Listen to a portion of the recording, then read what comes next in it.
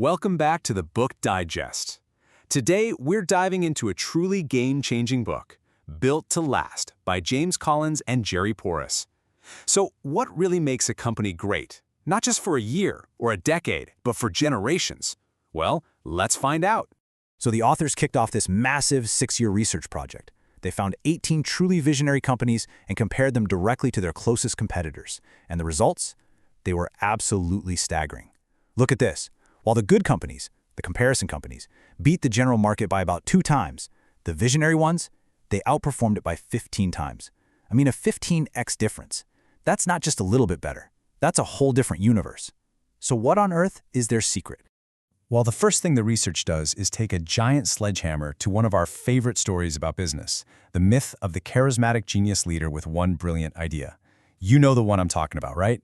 We picture Walt Disney dreaming up Disneyland, or Steve Jobs having that perfect vision for a new product.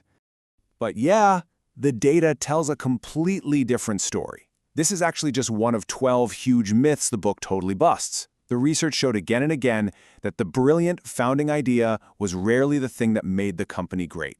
So, if it's not the genius with the perfect idea, what is it? And that leads us to maybe the single most powerful metaphor in the entire book. It's an idea that completely reframes what a leader is supposed to do. It's all about the difference between being a time teller and being a clock builder. Okay, think of it like this.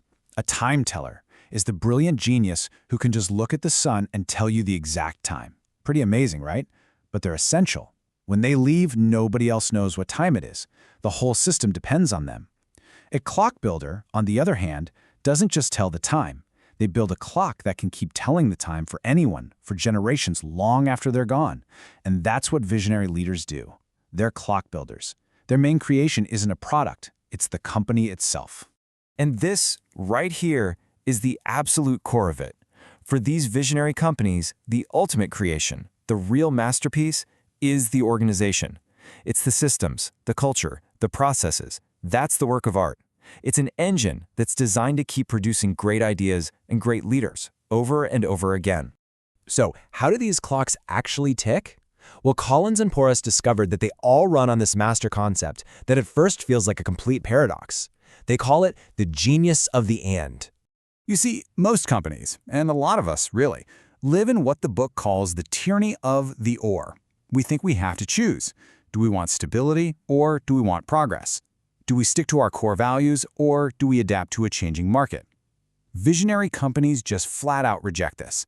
They embrace the genius of the and.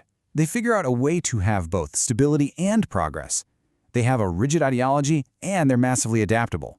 They pursue 2 opposite ideas at the exact same time, and that is their superpower.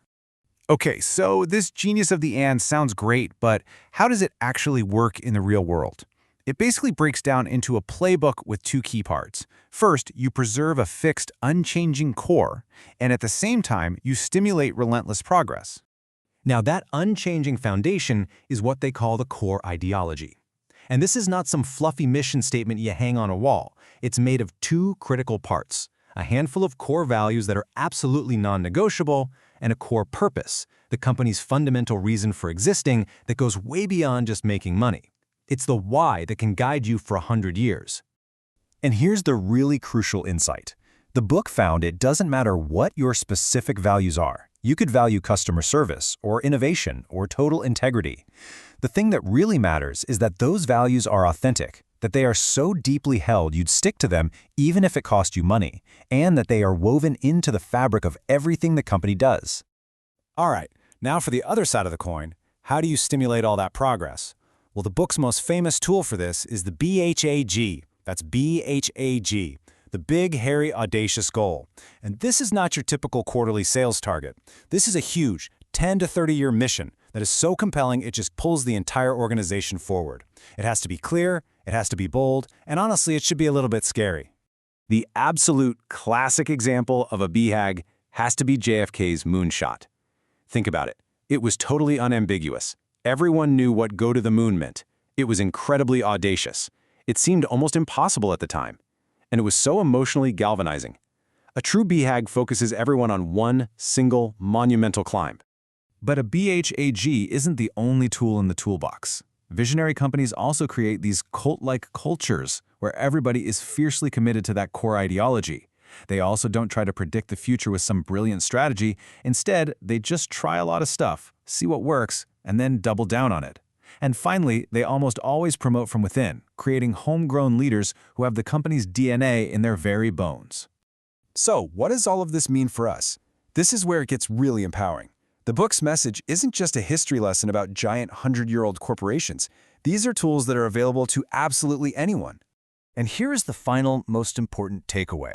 The goal is not to try and be a charismatic, time-telling visionary. The goal is to shift your focus to building a clock. It's about designing a system, a culture, an organization that can last and thrive long after you're gone. It's about building something that is itself truly visionary. And that leaves us with a final, really provocative question. And it doesn't just apply to a company, it could be for a team you lead, a project you're working on, or even your own life. It forces us to think beyond today. So let me ask you, what is the clock that you are building?